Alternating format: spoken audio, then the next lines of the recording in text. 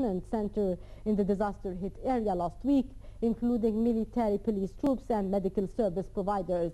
A demolition decision was previously issued for the three-story building. However, the decision was not implemented.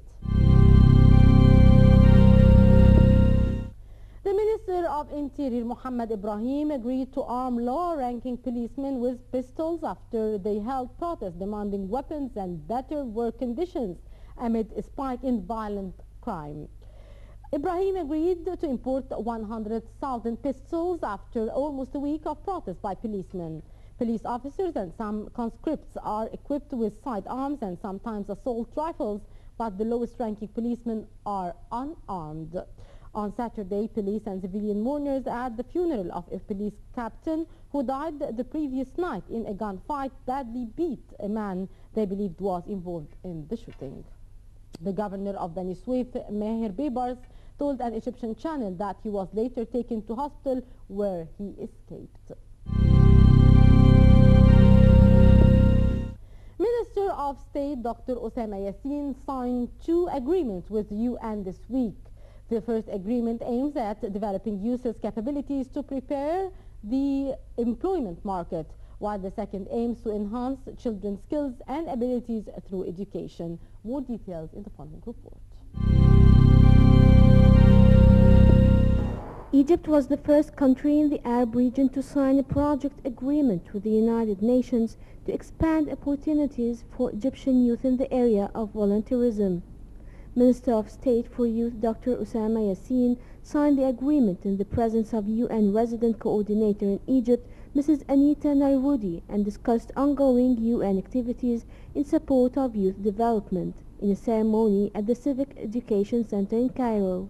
اتفاق اليوم مع يونيسيف معني بمبادرة شارك اللي هي يعني بدأت من فترة وفي 99. Egypt's agreement with the UNICEF is concerned with Sharik initiative.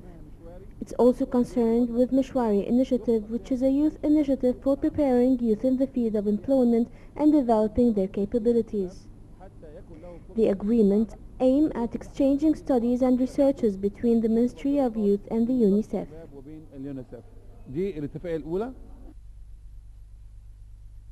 Led by the United Nations Volunteers Regional Program, the project entitled Arab Youth Volunteering for a Better Future aims to harness the power and energy of youth through volunteerism.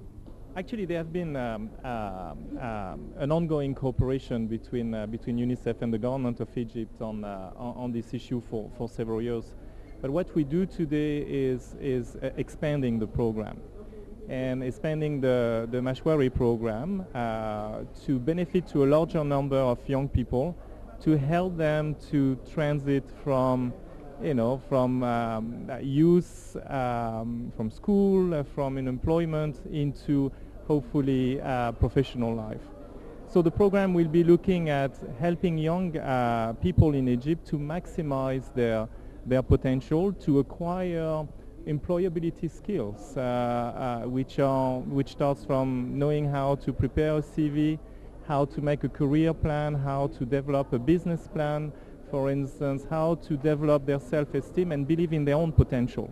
The project, which will be implemented in 5 countries, Egypt, Jordan, Morocco, Tunisia and Yemen, will strengthen the infrastructure necessary to build the skills and capabilities of youth in the region. We didn't wait that long. What we wanted, because we are in the period of changes, our mentality is changing, the circumstances are changing. Since we started these Arab Springs, what we did, we went down, us as the United Nations Volunteers Program, and we started having discussions with the youth, but because we didn't want to have a traditional program, a program that's been done before. We wanted to discuss with the youth and ask them, how can we work together? What are the issues that you want to prioritize? What can we do right now in order for you to arrive to the future that we want? We took 1 year exactly, where we did national consultations, we did massive mapping exercises, we talked to the youth of each 5 countries.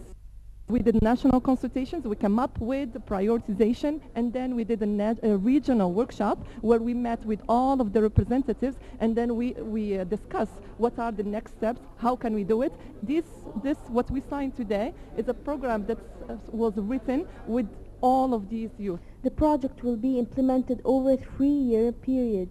during which its achievements will be assessed for replication and expansion to other countries across the Arab region.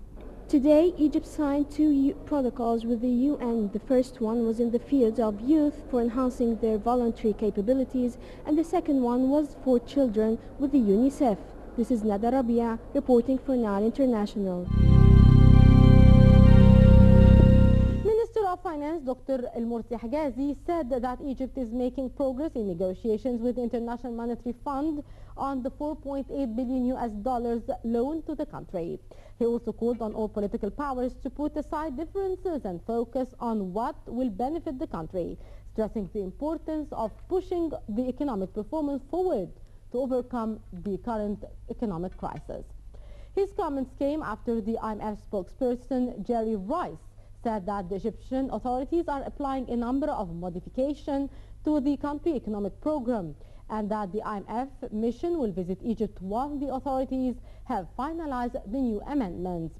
Rice added that upon their arrival to Egypt, the IMF mission will evaluate the new modification and will